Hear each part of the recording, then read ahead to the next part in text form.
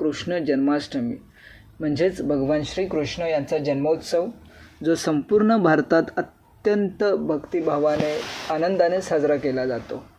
उत्तर भारतात अधिक प्रभावीपणे जन्माष्टमी साजरी केली जाते.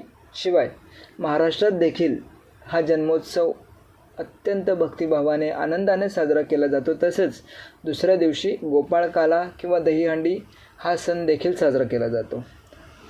श्रीकृष्ण यांच्या आयुष्यातील एक महत्त्वाची व्यक्ती आणि महत्त्वाचं नाव म्हणजेच राधा. आणि तुम्हाला माहिती आहे की श्रीकृष्ण आणि राधा यांचा विवाह सोहळा संपन्न झाला होता. आपल्या पुराणानुसार किंवा शास्त्रानुसार अनेक ठिकाणी असा तो उल्लेख आहे.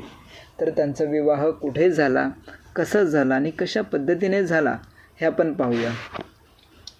श्री राधा आणि भगवान श्रीकृष्ण यांचा विवाह सध्याच्या उत्तर प्रदेशातील मथुरेच्या बांढीर जंगलात भगवान ब्रह्मदेवांच्या उपस्थितीत पार पडला.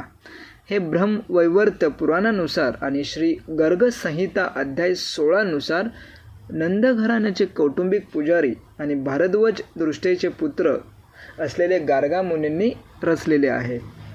श्री राधिकेचा हात भगवान श्रीहरींच्या छातीवर आणि भगवान हरीचा हात श्री राधिकेच्या पाठीवर ठेवून ब्रह्मदेवाने अनेक मंत्रांचे पठण केले. राधा कर्भ्यम प्राददौ सिये मलिकम किंजलिनिकम कृष्ण गले लीनादिम हरेय करभ्य वृषभानुजा गेले.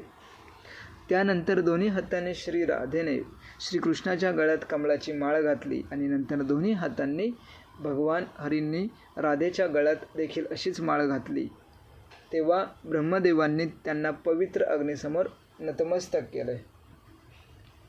ब्रह्मदेवांच्या उपस्थितीत विवाह सोहळा पार पडला, ज्यामध्ये त्यांनी पुजारी म्हणून काम केले. राधा आणि कृष्णाचे मिलन हे समाजाच्या अनुपस्थितीत घडले.